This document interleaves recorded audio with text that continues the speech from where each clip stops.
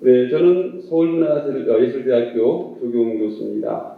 코로나 전공에 불구하고 오늘 토론회를 개최하게 됨을 기쁘게 생각합니다.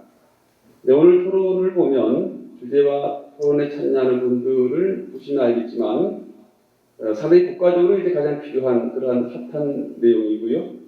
이 분야에 최고의 권위 있는 분들을 세미나에 모셨습니다. 감사를 드립니다.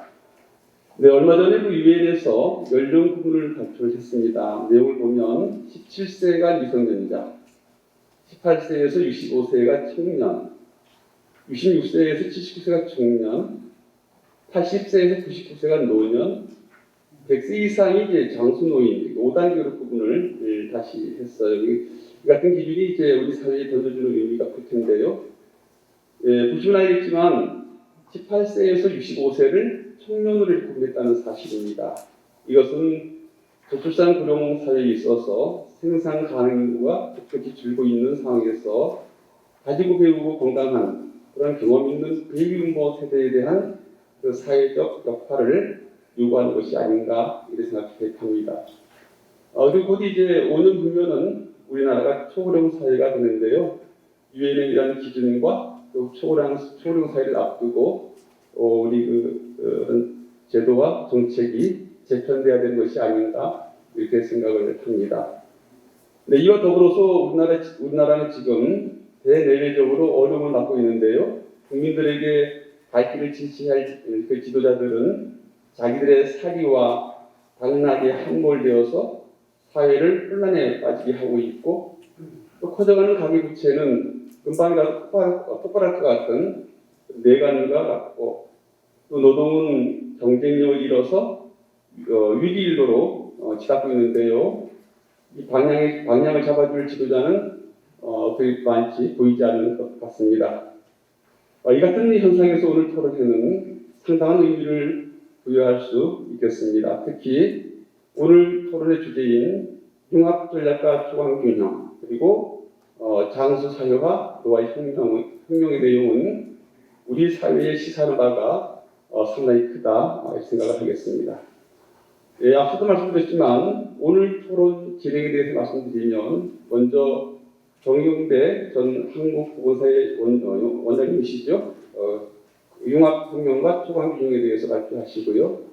박상철 전 서울대 의대 교수님께서 장수사회와 노화혁명을 주제로 발표를 하고요. 이 발표 내용에 대해서 토론자로 정창영 총장님, 이배용 이화여대 총장님, 정정원 전 중앙대 총장님, 장홍봉 보건복지부 장관님, 홍규탁 연세대 교수님, 한긴수 한성대 교수님께서 토론을 해주시겠습니다. 예, 토론에 참여하시는 분들을 보시면 아시겠지만 우리나라 복지정책 분야에 최고의 권위를 가진 분들이라 하겠습니다. 예, 반갑습니다. 우리 정경규 원장님이 이 리더십 할림원 이런 포럼에 와서 또 말씀을 할 기회를 이렇게 참 영광입니다.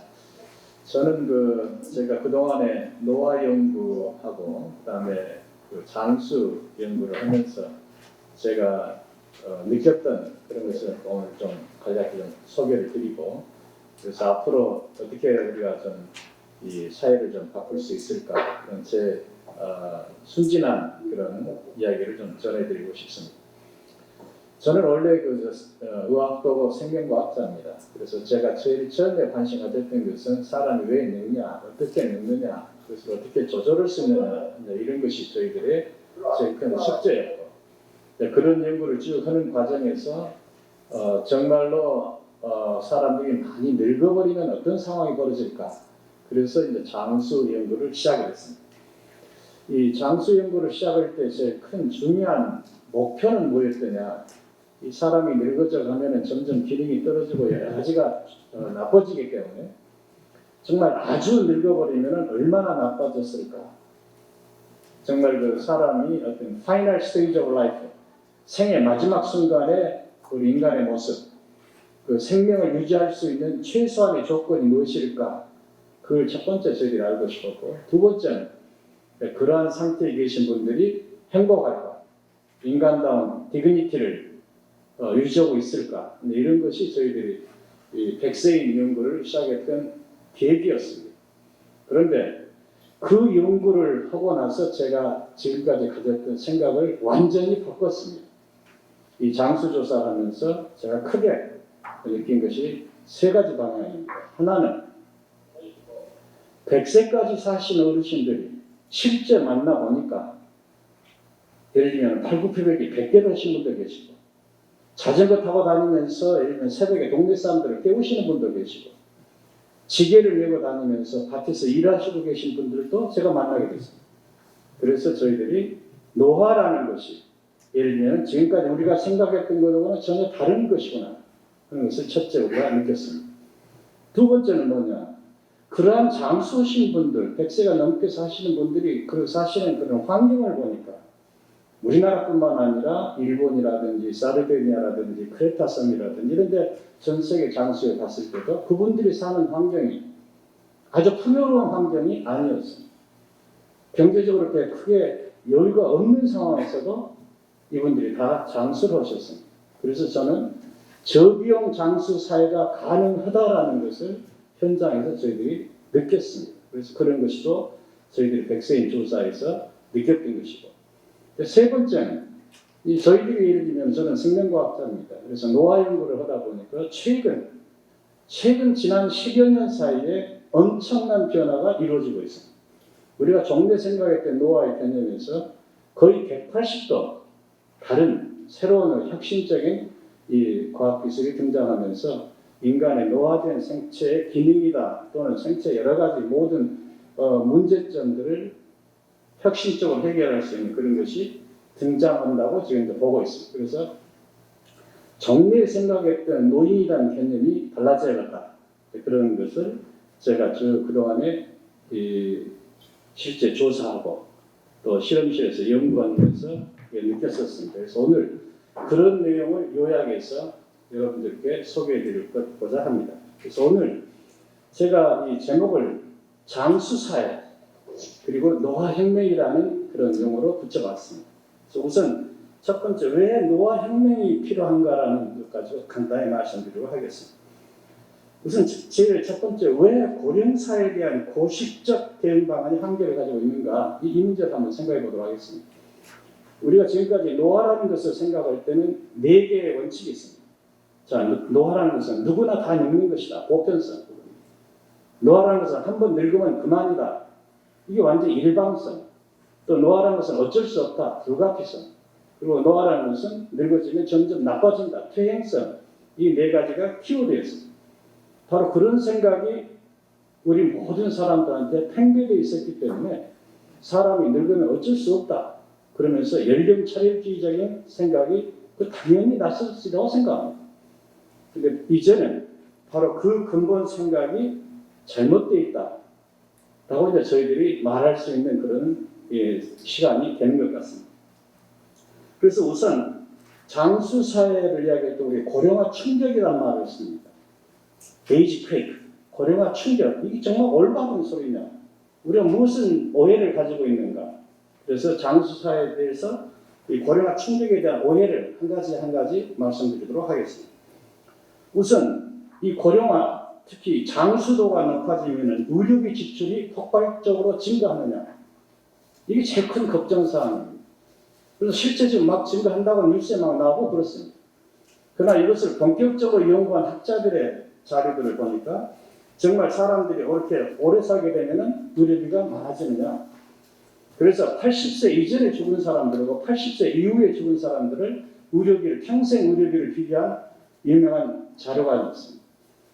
그렇게 해서 봤을 때 80세 이전에 죽은 사람들이 의료비를 3배 이상 더 많이 쓰고 죽었더라고요.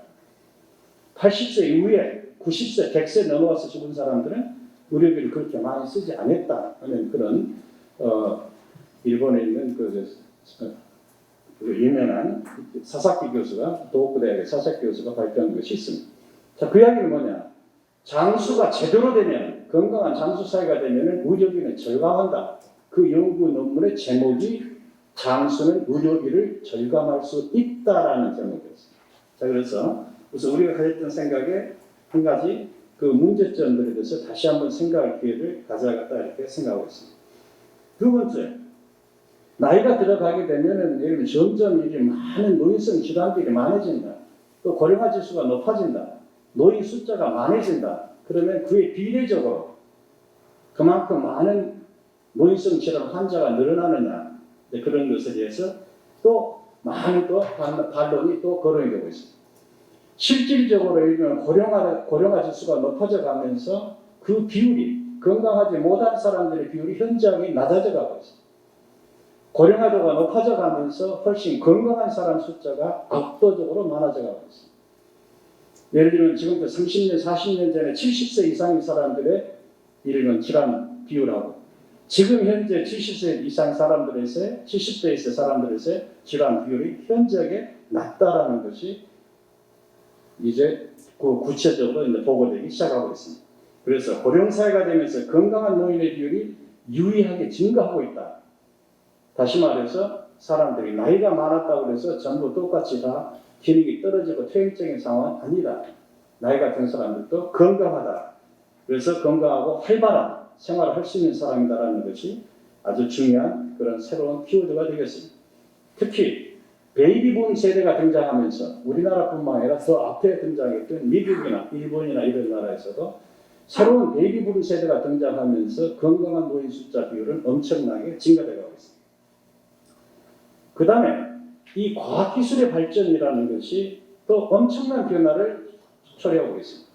조금 전에 우리 정경규 원장님께서도 이 바이오 산업에서 여러 가지 이야기를 많이 하셨습니다만 이 과학기술의 이 발전은 인간의 기능이 떨어졌을 때 생길 수 있는 모든 문제점들을 전부 다 해결해 가고 있습니다. 이러면 시각, 청각 같은 이런 감각의 문제, 또는 팔다리를 움직이는 운동성의 문제, 또는 생체 기능이 예를 들면 손상이 됐을 때 그 장기를 대체한다든지 어떤 특정한 부위를 바꾼다든지, 예를 들면 흔하게 말해서 예를 들면 임플란트라든지 스텐트라든지 이런 것이 등장하면서 우리 기능들을 엄청나게 개선시켜버리고 있습니다. 그래서 건강의 문제도 또 새로운 차원으로 발전하고 있습니다. 자, 이렇기 때문에 우리가 많은 생각을 바꿔야겠는데 더 중요한 사실은 뭐냐? 노화에 대한 해석을 이제는 완전히 달리하게 되어 가고 있습니다. 노화 현상에 대해서 제가 처음에 말씀드린 것 같이 비가역적이고 필연적이고 퇴행적이라는 이런 것이 지금까지 지배적인 사고방식이 있는데 실제 그 노화 생물학적인 그런 최근의 연구 성과들은 이 분야에 있어서 많은 변화를 주고 있습니다. 예를 들면 노화 세포하고 젊은 세포에 비교했을 때 실제 죽여봤을 때 세포 사멸을 유도했을 때 누가 더 잘 죽느냐? 젊은 세포가 훨씬 더 잘 죽습니다. 늙은 세포들은 그런 외부 자극에 대한 저항성이 높다는 것이 구체적으로 이제 발견이 되고 있습니다. 두 번째는 늙어지면 증식할 수 없다라는 것이 또 그다음 중요한 특징이었습니다. 늙은 세포들은 증식을 유도할 수 없다. 젊은 세포는 증식을 잘한다. 자, 그런데 늙은 세포에서도 증식을 유도할 수 있는 방안들이 차차 지금 또 개발이 되고 있습니다. 그래서 지금까지 우리가 가졌던 생각은 우리가 기술이 부족해서 해결을 못했는 것이라는 것을 다시 한번 말씀드릴 수가 있습니다. 그 다음에 노화에서 저희들이 가장 주목하고 있는 것 중에 하나가 우리가 호미시스, 우리가 응내성이라고 번역을 했습니다. 외부 자극을 조금씩 주게 되면 더 심한 자극이 왔을 때도 버틸 수가 있다. 그 이야기는 무슨 이야기냐? 이런 자극을 평상시에 적절한 자극을 쭉 받아왔으면 그러면 큰 자극에 대해서 우리가 훨씬 더 강한 저항성을 갖게 된다. 그것은 그만큼 노화라는 것은 평생 살아오는 과정에서 적절한 그런 자극들을 쭉 받아왔었다. 그래서 훨씬 그런 외부 자극에 대해서 더 적응력이 더 크지다는 것을 이 구체적으로 또 최근에 또 발견이 되고 있습니다. 그 다음에 가장 중요한 것 중에 하나는 늙는다는 것이 유전적으로 결정되느냐. 그것을 그렇게 확인하려면 우리가 주장하는 것은 뭐냐. 반드시 노화 유전자를 찾아내야 합니다. 그런데 지금까지 노화 유전자는 찾지를 못했습니다. 찾지 못한 것이 아니라 우리는 없다고 믿습니다. 그 이야기는 늙는다라는 것은 어떤 운명에 의해서 결정되는 것이 아니다. 그것은 생태 환경과 생활 습관이나 이런 모든 것에서 결정이 되는 것이지 운명에 의해서 결정되는 것은 아니라는 것을 말씀드릴 수가 있습니다. 또 중요한 차이 중에 하나는 뭐냐. 늙어가는 속도가 사람마다 다르다는 것입니다. 그 다음에 늙어가는 속도가 우리 같은 신체 내에서도 장기마다 다르다는 것입니다. 뇌가 늙어가는 속도, 간이 늙어가는 속도, 심장이 늙어가는 속도, 다리가 늙어가는 속도가 다 다릅니다.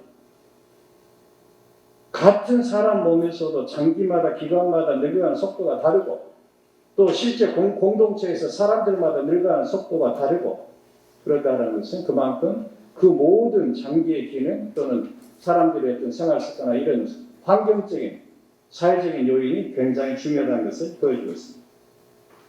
자, 그래서 이제는 노화에 대해서 우리가 생각을 바꿔야 할 때가 된다고 생각합니다. 그래서 지금까지 노화라는 것은 어쩔 수 없다라고 생각했을 때는 우리가 가졌던 기본 원칙은 뭐였던가? 그것은 리플레이스였습니다. 바꾸자. 자, 고장 나 있으니까 바꾸자. 또 사람이 늙었으니까 정년시키고 또 젊은 사람을 바꾸자. 이게 실제 예를 들면 생물학적인 측면에서 그랬고 사회적인 측면에서 바로 그래왔습니다. 바로 리플레이스였습니다. 그러나 이제는 노화라는 생각을 완전히 새로운 개념에서 받아들이면 이게 얼마든지 개선시킬 수가 있고 회복시킬 수가 있고 고칠 수가 있다라고 우리가 믿게 되면은 리플레이스가 아니고 이제는 리스토어라는 원칙으로 바꿔가야 한다고 생각합니다. 자, 우리 한번 회복을 시켜보자. 우리가 리플레이스에서 한 가지를 포기하지 말고 우리가 다시 한번 그것을 새로 활용할 수 있는 방향으로 리스토어 하자는 것이 우리가 노화에 대해서 새롭게 바라봐야 할 그런 시각이라고 보고 있습니다. 저는 그래서 제가 지금부터는 이제는 이제 바로 이제 노화 혁명을 해야 할 때가 됐다라는 말씀을 제가 드리고 싶습니다. 지금까지 노인을 항상 문제라고 생각했습니다. 그래서 노인 문제라는 말을 기본적으로 써왔습니다. 그 문제라는 것을 해결하려고 우리가 정말 진지하게 노력을 해왔던가 한번 반성할 필요가 있다고 생각하고 있습니다. 만약에 우리가 노인에서 그 문제가 있었다 그러면 그것을 우리가 인터벤션 해가지고 해결을 해내야지 않느냐. 그 인터벤션을 하지 않고 우리는 그냥 리플레이스, 그냥 포기했던 것이죠. 그래서 우리가 바로 그런 점에서 노인이라는 것을 대상으로 했을 때 우리가 새롭게 어프로치를 해야 한다. 즉 우선 크게 우리가 적극적으로 우리가 개입해서 할 수 있는 방법이 있지 않느냐 하는 생각을 우선 해봅니다. 구체적으로는 예를 들면 특히 그 나이 드신 분들에 있어서 교육을 저는 강조하고 싶습니다. 예를 들면 나이 드신 분들이 여러 가지 면에서 예를 들면 그 구식이나 이런 생각 그러는데 정말 그러면은 새로운 정보를 주려고 적극적으로 노력했던가 우리가 한번 반성할 때가 된다고 생각합니다. 정말로 이 나이 드신 분들은 예를 들면 지금 그 첨단 과학이나 이런 것에 대해서 예를 들면 익숙지 못하면 그 익숙하도록 우리가 유도를 하려고 노력하잖아요. 교육이라는 면에서도 그렇습니다. 그 다음에 일자리라는 측면에서도 그렇습니다. 우리가 일자리라는 것에 대해서도 나이 드신 어르신들한테 뭐 군자에 뭐 하는 일자리 한다면서 뭐 여러분 잘다시 아주 소소한 것들을 많이 하게 하고 있죠. 그러나 정말로 예를 들면 나이 들었다는 이유로 해서 예를 들면 첨단 과학이나 첨단 어떤 사회적 어떤 필요성 있는 입장에서 꼭 배제시켜야 하거든요. 저는 그것에 대해서는 꼭 옳은 이야기가 아니라고 생각합니다. 그리고 이제 나이 드신 분들이 예를 들면 보다 더 적극적으로 활발하게 움직일 수 있는 그런 문화적인 어떤 그 고독감을 벗어나서 문화적으로 활동할 수 있는 그 기회를 제공해 줘야 한다고 생각하고 있고 바로 그러한 목적을 위해서 우리 과학기술이 여기에 인터벤션에서 많은 것을 도와줄 수 있는 방법을 찾을 수 있을 것이라고 생각합니다. 저는 이제 그러한 그 노화에 대한 생각을 바탕으로 해가지고 우리 장수 사회를 어떻게 가야 할 것인가 하는 것을 제가 가지고 있는 몇 가지 생각을 말씀드리도록 하겠습니다. 정말 저는 100세 어르신들을 만나면서 100세 어르신들이 그런 100세가 되셨을 때도 제가 첫 번째 가졌던 질문은 그거였습니다. 그 정도 오래 사시고 기능이 떨어지고 했는데 행복할까? 당당할까? 제가 만난 많은 100세 어르신들의 정말 당당한 모습을 보고 또 그분들의 정말 행복한 모습을 보면서 행복한 장수 사회가 가능할 것이다라는 그런 희망을 가지면서 말씀드리도록 하겠습니다. 우리가 지금 생각하는 것을 한번 두 가지로 나눠서 생각하고 싶습니다. 하나는 뭐냐? 개인입니다. private aging. 각 개개인의 문제를 우선 해결하는 것입니다. 두 번째는 뭐냐? 우리가 public aging. 소위 공동체의 어떤 그 노화된 문제를 우리가 같이 또 가야 할 것인가. 그래서 private aging과 공동체의 aging 이 두 문제를 가지고 우리가 생각해 보도록 하겠습니다. 우리가 개인의 그 private aging에서 핵심 단어는 저는 independence, 독립이란 말을 쓰고 싶습니다. 또 퍼블릭 에이징, 소위 공동체의 노화에서의 키워드는 저는 인터디펜던스, 상호 배려라는 말을 쓰고 싶습니다. 우선 개인의 문제에 대해서 먼저 말씀을 드리도록 하겠습니다. 이 개인에 있어서는 예를 들면 인디펜던스, 내가 독립할 수 있는, 즉 자강, 스스로 건강하고 자립, 스스로 할 수 있는 일은 내가 스스로 하는, 이것이 가장 중요한 키워드라고 생각합니다. 자강과 자립의 길로 가져야 결국은 자긍의 그런 그 삶을 살 수 있지 않느냐 이렇게 생각이 됩니다. 바로 그것은 제가 만난 백세 어르신들이 백살이 되셨다고 가만히 뒤에 앉아 계신 분이 없습니다. 반드시 텃밭에서 일을 하시고 동네 사람들 챙기고 이렇게 다니면서 사신 걸 보면서 저는 자강과 자립이 예를 들면 이 장수사에서 개인에 있어서 가장 중요한 핵심 단어라고 생각합니다. 그럼 어떻게 하겠느냐? 바로 고치자 원칙입니다. 내가 조금 기능이 떨어지고 못하고 그러면 가서 새로 배우고 새로 그 훈련을 받고 그래야 합니다. 그래서 내 스스로도 고쳐야 합니다. 또 사회는 그 고치도록 그 사람들을 도와줘야 합니다. 그래서 고치자 원칙에 의해서 이 고령인들이 나이가 드신 분들이 자신을 포기하지 말고, 저는 우리 고령사에서 문제 중에 하나가 이 나이 드신 어르신들이 스스로를 포기해버리는 것이 제일 큰 문제라고 생각합니다. 모든 것을 나이 탓을 될 때 저는 참 허망한 생각을 하고 있습니다. 자, 그래서 나이 탓하지 말고 내 스스로 할 수 있다라는 그런 사고를 가지고 적극적으로 참여해 나가야 한다고 생각합니다. 그래서 이 의식개혁, 또 실천운동 이런 데 있어서 많은 변화를 추구해야 한다고 보고 있습니다. 자, 그럼 어떻게 하면 우리가 노인 독립운동이 이루어질 수 있겠는가 이렇게 생각해 보도록 하겠습니다. 우선 개인의 신체 역량을 극대화할 수 있는 노력을 해야 합니다. 이 개인의 신체 능력을 극대화할 수 있는 방향은 두 가지입니다. 하나는 내 스스로 노력해서 내 자신의 모든 능력을 극대화하는 것입니다. 두 번째는 내 스스로 하는 것이 부족할 때 과학기술이 참여하는 것입니다. 과학기술이 선행될 수가 없습니다. 이 고령사에 있어서 노인의 독립에서는 절대 내 스스로 생활습관 개선해서 최선의 노력을 다해가지고 이러면 매일 먹고 운동하고 생활하고 하는 이 모든 것에 있어서 내가 최선을 다하는 노력이 선행이 되어야 합니다. 그래서 그것이 우선 첫째로 해야 할 것이라고 보고 있습니다. 그런데 그게 잘 되지 않았을 때는 그때는 과학기술이 거기에 도와줄 수 있습니다. 여러분께 이제 한 예를 들어서 말씀드리겠습니다. 과학기술이 추구하고 있는 고령사회를 도와줄 수 있는 약물도 있고 여러 가지가 있습니다. 그중에 여러분들께서 이제 많이 들으시는 것은 소식이 중요하다. 적게 먹는 게 중요하다. 그런데 실천하기 어렵다. 과학기술이 어떻게 도와주겠습니까? 소식 효과 대체 약물을 만들어내는 것입니다. 어떤 약 하나 먹으면 소식과 똑같은 효과가 나오도록 해버리는 것입니다. 그런 연구들이 많이 진행이 되고 있습니다. 자, 운동이 중요하다. 우리 잘 알고 있습니다. 그런데 운동이 잘하기 싫습니다. 안 합니다. 그럼 어떻게 하겠습니까? 운동 효과 대체 약물을 만들어내는 것입니다. 실제 그런 연구들이 또 많이 진행이 되고 있습니다. 자, 그런 식으로 우리가 생활 습관이 스스로 노력해서 되지 않을 때는 과학기술이 도와줄 수가 있고, 거기에 이제 그런 것뿐만 아니라 여러 가지 호르몬 보강 약물도 있을 것이고, 그 다음에 시각, 청각 보조기도 있을 것이고, 보행 보조기, 자세 보조기, 뭐 여러 가지가 다 있죠. 그 다음에 이제 신체 장기를 도와줄 수 있는, 또 삽입시켜서 도와줄 수 있는 이런 많은 과학기술은 얼마든지 발전하고 있습니다.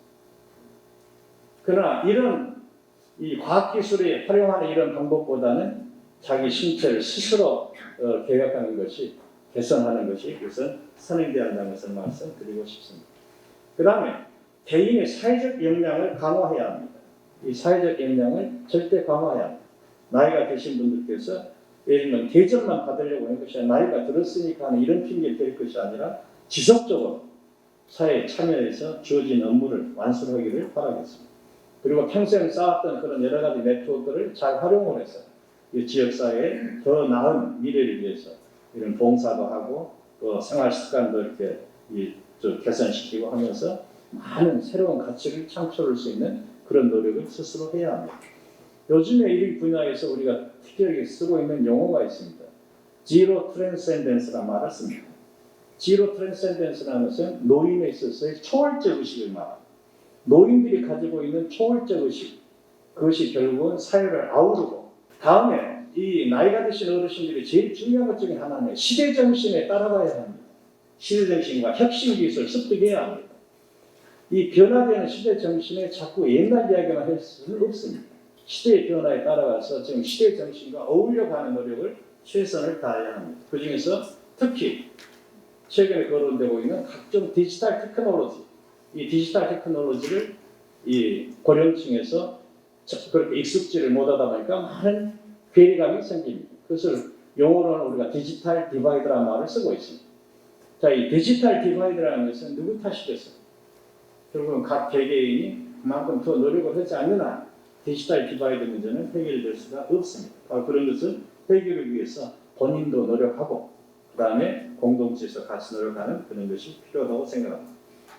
그 다음에 공동체에 있어서의 어떤 혁신의 방향에 대해서 말씀드리고 싶습니다. 공동체에서는 가장 중요한 키워드가 이 고령사회에서는 인터디펜던스라고 말을 하지 않을 수가 없습니다. 인터디펜던스 핵심 컨셉트는 상호 배려가 되겠습니다. 그것은 이런 그 은퇴 공동체가 가야 할 방향 중에서 가장 중요한 방향이 저비용 장수 사회를 우리가 추구해야 하기 때문에 그렇습니다. 이 모든 개호라든지 모든 복지라는 것을 이것을 디펜던트하면서 어떤 서비스를 받는 차원으로 가게 되면은 이것은 저비용이 될 수가 없습니다. 고비용 장사로 갈 수밖에 없습니다. 그래서 저비용 장사하게 되기 위해서는 우리가 어떤 노력을 해야 할 것인가?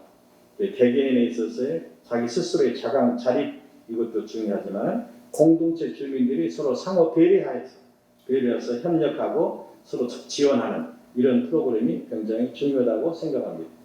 특히 이런 이 장수 사회에 있어서는 아주 롱런을 해야 하는 것이기 때문에 이런 것이 정부만도 할 수 없고 또 어떤 개인만도 할 수 없습니다. 그래서 프라이빗 퍼블릭 파트너십도 여기서는 특별히 더 중요하다고 생각하고 있습니다. 그동안에 지금 이 은퇴 공동체, 이 고령사의 공동체들이 어떻게 흘러왔는가 이야기를 잠깐 제가 잘 아시는 내용이겠지만 제가 추가로 말씀드리고 싶습니다. 지금 가장 중요한 키워드는 이 미래 은퇴 공동체의 키워드는 에이징 인 플레이스입니다. 저는 이것을 향거장수라고 번역을 했습니다. 살던 데서 살다가 죽자. 바로 이것입니다. 그런데 이게 대부분의 경우에 예를 들면 양로원이라든지 요양원이라든지 어떤 다른 데 이동해서 거기서 편하게 살든 어쨌든 우선 살던 데서 벗어나는 것이죠. 그러다 그렇게 하다 보면 많은 인연들이 끊어집니다. 그래서 이런 것을 우리가 개지하기 위해서 가능한 한 미래지향적으로는 에이징 인 플레이스의 컨셉트가 점점 커질 수밖에 없습니다. 이 경매 우리가 가졌던 경로당이라는 컨셉트, 이 경로당 우리나라도 지금 경로당이 좀 많이 있는 것으로 우리가 알고 있습니다. 이런 경로당 원래는 시니어 컴플렉스라는 것은 이 브롱스 지역에서 1943년에 시작이 됐습니다. 그래서 노인들을 위해서 여러 가지 프로그램이 시작이 됐고 그래서 이 영양, 오락, 사회활동을 지원하는 프로그램이 시작돼서 이것이 크게 발전한 것은 1965년에 미국에서 Old Americans Act, 이 노인 보호법이 제정돼서 전 미국에 보급이 됐고, 그러나 이런 어떤 형태의 어떤 경로당 개념이 이 베이비붐 세대가 고령화되면서 이제 달라지기 시작합니다. 그래서 영어도 이 펜실바니아에서는 people experiencing activity as knowledge 라는 식으로 개념이 달라져 갑니다. 이 경로당이라는 개념이 예를 들면 어떤 노인들의 어떤 영양과 오락을 위주가 아니고 바로 여기서 그 삶을 즐기고 어떤 지식을 쌓고 하는 공간으로 바꾸자. 그런 것이 또 팔로알토 같은 데서는 아베니다스 이런 개념을 바꿔갑니다. 우리나라도 이런 경로당이 많이 있습니다. 또 여러 가지 프로그램이 또 노인 복지관들이 또 많이 있습니다. 많은 좋은 프로그램이 진행되고 있습니다. 근데 저는 차제 이 경로라는 말을 우리가 바꾸고 싶습니다. 우리가 노인들을 모시는 그런 공간이 아니고 노인들이 즐기고 있는 공간으로 바꿔야겠습니다. 그래서 경로를 낙로당으로 이렇게 바꾸는 것을 제안드리고 싶습니다. 자, 이런 어떤 지역에 있는 어떤 경로당 컨셉도 있지만 실제 어떤 지역의 공동체 자체가 예를 들면 은퇴, 노인을 위한 공동체가 많이 있습니다.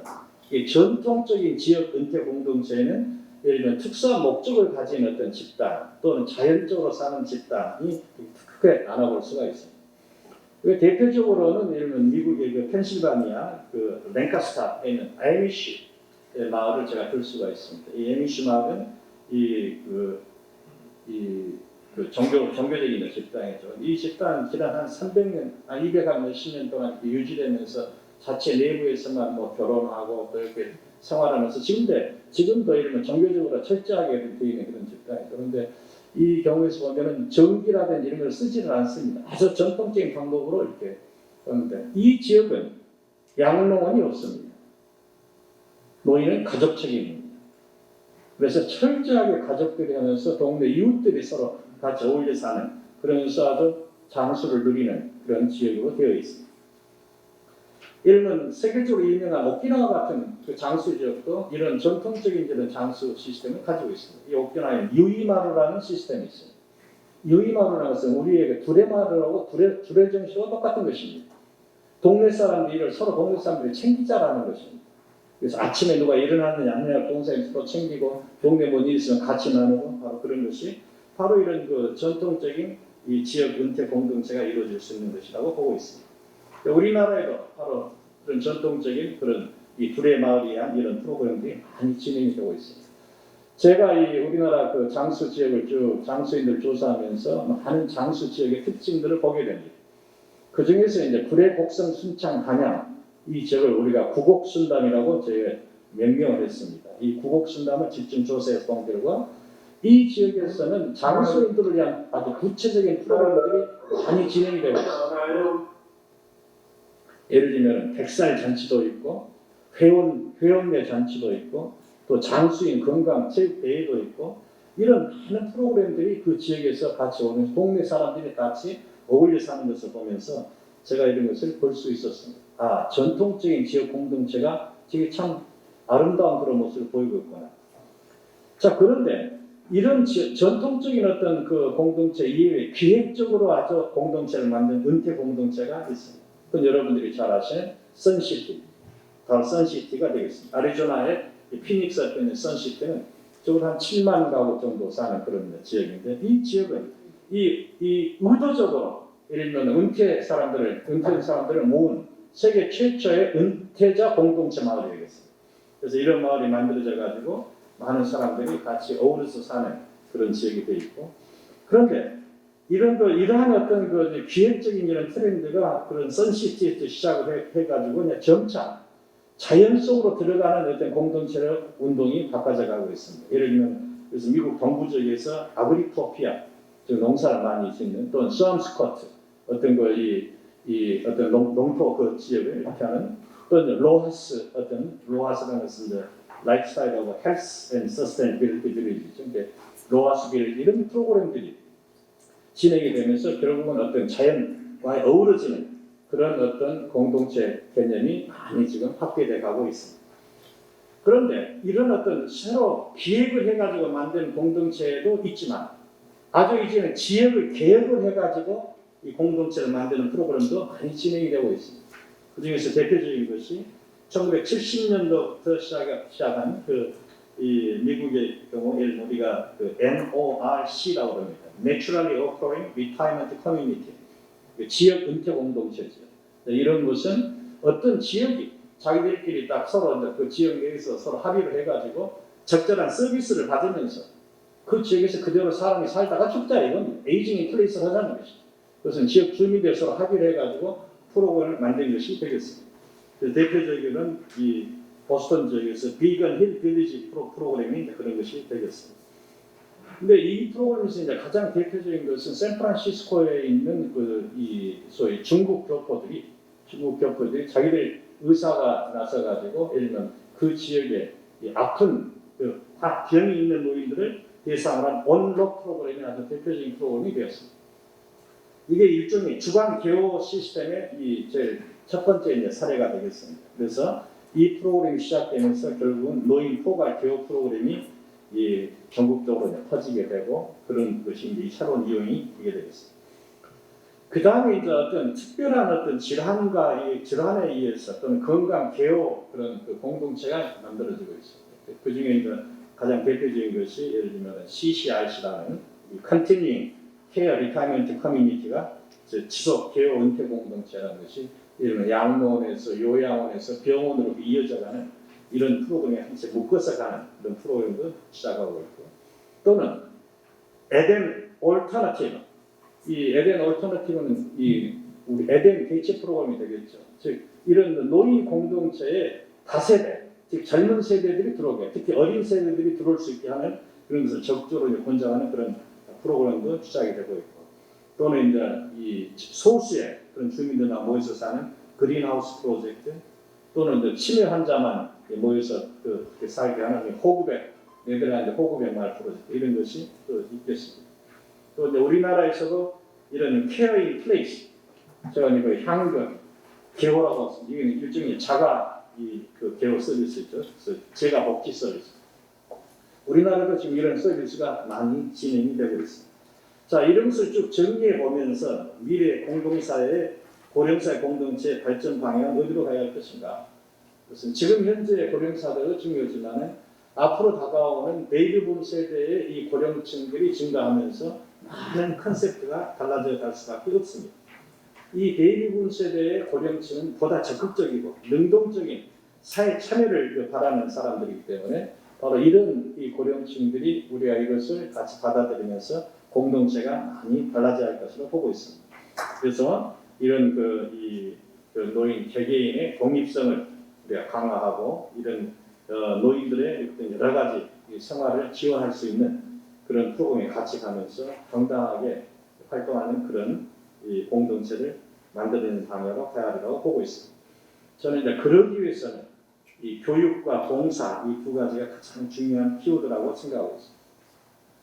우리가 이제 잘 알고 있는 것이 나이 드신 분들을 위한 많은 은퇴자를 위한 많은 교육 프로그램이 있습니다. 평생 교육도 있고 뭐 여러 가지가 있습니다만은 그 중에 이제 제일 대표적인 것이 예를 들면은 그 에리더 호스텔 프로그램이 있습니다. 노인들을 은퇴자를 대상으로 해서 여기서 여행을 다니면서 이렇게 교육을 해주는.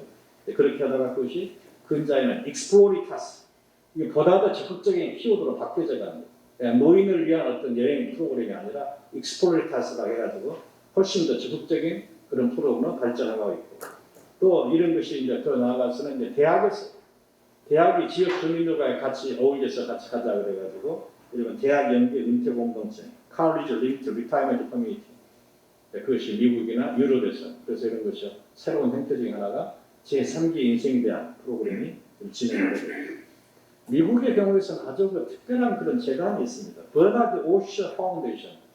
버나드 오셔 파운데이션은 아주 적극적으로 이런 은퇴자들 교육을 유도하는 그런 재단이 되겠습니다. 이 재단은 이런 각 대학에 유도해서 이런 적극적으로 이런 노인들을 은퇴자를 위해서는 교육을 하게 됐으면 그만큼 큰 버젯을 빼주는 것입니다.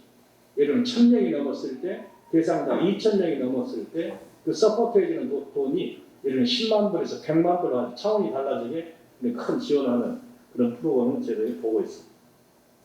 그 다음에 그 고령인들, 은퇴자들을 위한 의학교육은 미니메드 스쿨 이런 것은 버지니아 대학에서 시작해서 아주 크게 진행이 되고 있고 그래서 제가 서울대학의 노아 고령사 연구소를 운영할 때 제3기 인생대학 또는 미니메드 스쿨 또는 이제 볼드쿡 또는 이제 이 많은 그런 프로그램들을 실제 제가 운영을 했었고 그런 프로그램들이 지금 순창군에 있는 건강장수연구소에서 전국 노인들을 대상으로 해서 지금 진행이 되고 있습니다. 그 다음에 이제 이런 그 고령사회에서 중요한 것 중에 하나가 디지털 디바이드. 디지털 디바이드를 해소하기 위해서 많은 적극적인 프로그램이 우리가 추진돼야 한다고 생각합니다. 그냥 이 나이 드신 어르신한테 필요하다 이렇게 해가지고 될 일이 아닙니다. 이 여러 가지 테크놀로지컬리도 문제지만 사실은 디지털 디바이드의 큰 또 다른 이유 중에 하나는 노인들이 사용해야 할 이런 장비가 비싸기 때문에 그 문제점도 있습니다.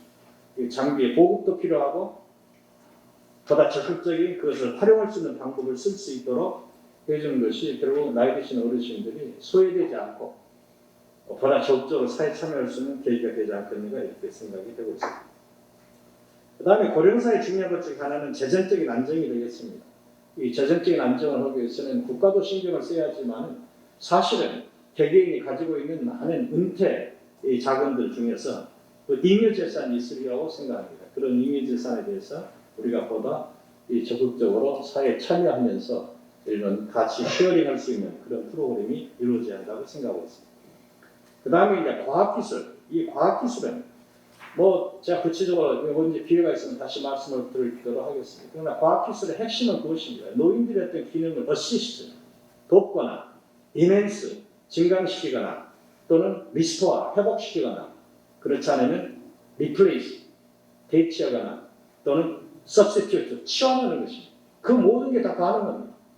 어시스트도 가능하고 인핸스도 가능하고 리스토어도 가능하고 이 서브스티튜트 또는 리플레이스 이 모든 것이 가능하게 되어 있습니다. 그래서 이런 기술들은 이건 세계적인 지금 과학 기술의 전쟁터예요. 바로 이랬을 때 우리나라가 보다 선도적으로 할 수 있도록 이 분야의 과학 기술을 우리가 확실히 우리가 지원하는 것이 중요하다고 생각하고 있습니다. 그 다음에 이제 이번에 코로나 사태 때문에 제가 추가로 이 팬데믹, 이 코로나 사태에 대해서 제가 말씀을 안 드릴 수가 없습니다. 지금 우리나라가 지금 요새 코로나 환자가 한 300명 이상 되고 정도 하지만은 전 세계에서 인구 5천만 명이 넘는 나라에서 이 첫 번째 아웃브레이크를 성공적으로 잡고 그래서 다른 나라도 그렇습니다. 두 번째 아웃브레이크를 성공적으로 잡은 나라는 대한민국밖에 없습니다. 두 번째 아웃브레이크를 전부 못 잡아가지고 그 다음에 폭발적으로 다 증가를 했어요. 자, 우리는 두 번째 아웃브레이크를 잡았습니다. 근데 이번에 다시는 세 번째 아웃브레이크 좀 생기려고 하는 그런 이거 이제 잘 노력을 해서 잡아야 한다고 생각합니다. 그러나 이 과정에서 제가 지난번에 글로벌 K 포럼이라는 데서 K 방역 포럼에서 제가 특별히 준비해서 발표할 기회가 있어요. 그때 제가 좀 외신들이라는 이 모든 것을 정리하면서 제가 깜짝 놀랐습니다. 전 세계가 우리한테 격찬을 하고 있었어요. 그만큼 우리가 성공적이었다. 왜 그랬을까? 그것은 민, 관, 학, 산의 총체적 협력이었습니다. 관도 잘했습니다. 그러나 더 중요한 것은 뭐냐? 의료계도 잘했습니다. 그 다음에 산업계도 잘했습니다. 이 모든 것이 이 진단키트 같은 경우는 전 세계 173국에 수출이 되고 있고 전 세계 시장의 40%가 대한민국. 이번에 이런 코로나 사태에서 우리나라가 아주 보약적인 그런 발전을 할 수 있었던 것이 큰 자랑입니다. 두 번째는 신속 대응이었습니다. 이 1월 7일 날 바이러스가 발병이 돼서 1월 10일 날 WHO가 이거 전 세계 그 자료를 릴리스했어요. 우리나라 그 질병관리본부에서 우리나라 모든 기업하고 연구소에 그 자료를 다 보내줬어요. 그래서 우리나라에 최초 환자가 발생한 것이 1월 20일인데 우리나라에서 진단키트 긴급 허가 난 것이 1월 30일에 나왔어요. 열흘 만에 나왔어요. 이게 지금 세계적인 기록이고 세계 최초의 긴급 허가는 것이 됩니다. 바로 이것이 그렇기 때문에 바로 우리나라 진단키트가 그래도 미국 FDA에 허가가 나옵니다. 그래서 세계 시장을 가게 된 것은 그만큼 신속 대응이었다. 또 그 다음에 우리나라가 과학기술의 창의성입니다. 이 제일 중요한 것 중에 하나가 예를 들면 드라이브스루, 워크스루 같은 이런 방법을 개발한 것입니다. 이것이 병원을 보호해줬습니다. 그래서 이 환자가 더 파급된 것을 막았기 때문에 그리고 거기에 덧붙여서 우리나라의 IT 기술이 획기적이어가지고 이런 각종 앱이 작동하고 모든 모니터링 시스템이 가동해서 수시로 이렇게 연결해서 아주 우리나라한테 굉장히 큰 모든 사람한테 경고를 주었다는 것이 굉장히 큰 자랑입니다. 그 다음에 이제 외신이 자랑하는 것 중에 하나가 저는 또 이렇게 봅니다. 그 브루킹스 연구소가 낸 보고서에서 Lessons from South Korea 제일 첫 번째 이 사람들이 내는 것이 뭐였던가? 한국은 보건의료 인력을 보호했다 이 말은 그건 뭐냐? 보건의료 인력들한테 생체 보호기구를 다 해줬기 때문에 우리나라 의료진들은 환자들한테 쉽게 접근할 수가 있었다. 그런데 미국이나 유럽에 의사나 간호사한테 마스크도 공급이 제대로 안 되고 생체 보호기구 장치가 공급이 안 되고 있어요. 그러니까 결국 어떤 일을 했냐? 의사나 간호사나 이 요양원 요양사에 다 도망쳐버렸어요. 척에다 도망쳐버렸어요. 그런 일들이 우리나라에서는 벌어지지도 않았어요. 그래서 그런 것을 또 우리가 참 잘했다. 그 다음에 이 모든 것이 국가가 또는 지방자치단체가 전부 다 무료로 해줬다 하는 것이 아주 큰 격찬하는 그런 것으로 되어 있습니다. 저는 그래서 이러한 것을 보면서 이러한 경험이 반드시 이런 그 코로나 사태뿐만 아니라 이런 어떤 우리가 가졌던 이러한 경험들이 앞으로 이런 많은 위기 상황에서 모든 문제를 해결할 수 있는 소셜 시큐리티 네트워크의 우리를 혁신적으로 기획할 수 있는 기회가 되지 않겠는가 이렇게 보고 있습니다. 자, 그래서 정리하도록 하겠습니다. 제 말씀 중에서 이 정말 적용 장수 사회가 되기 위해서 어떻게 하는가? 노화 개념, 우리 인식 바꿔야 한다. 두 번째는 이 나이 든 사람들이 스스로 할 수 있다라는 그런 자부심을 가져야 한다. 그 다음에 나이 든 사람들이 자신의 건강을 지키고 자기가 생활을 할 수 있는 그런 능력을 키워야 한다. 지역 공동체는 그것을 도와줄 수 있는 상부상조, 환난 상해를 할 수 있는 그런 프로그램을 만들어내야 한다. 그 다음에 지역 공동체에서 제일 중요한 것은 디지털 디바이드를 해결할 수 있도록 적극적으로 노력해야 한다. 또 이 지역 공동체가 이 주민들이 서로 상호 협력하고 참여를 할 수 있는 능동적 삶을 할 수 있도록 이루어져야 하고 또 고령사에 필요한 이 첨단 과학 기술이 우리가 세계 최고가 될 수 있도록 기왕에 나선 김에 우리가 그런 프로그램을 만들어내야 하고 그 다음에 나이 드신 분들은 이런 정말 이 은퇴를 하신 분들 중에서 여유가 있으신 분들은 적극적으로 사회에 이런 재능도 기부하는 것이고 또 재산도 기증해서 우리가 환원하는 그런 것을 보여준다고 생각합니다. 자, 이렇게 해서 정말 우리 미래 사회, 미래 장수 사회, 우리 개인의 이런 문제를 해결하는 것. 그것은 개인의 모든 것을 스스로 노력해서 회복하고 그래서 독립을 하는 그런 것이 첫째 필요한 것이고 두 번째는 이 공동체가 가치구에서 노력을 해서 서로 상호 배려를 하고 의존할 수 있는 그런 배려할 수 있는 그런 사회를 만들어내야 한다고 생각하고 있습니다. 그렇게 했을 때 우리 장수 사회가 왜 특별하냐? 대한민국이 전 세계 최장수 국가가 앞으로 10년 내에 됩니다. 그것은 이미 란셋에서 리포트가 왔습니다.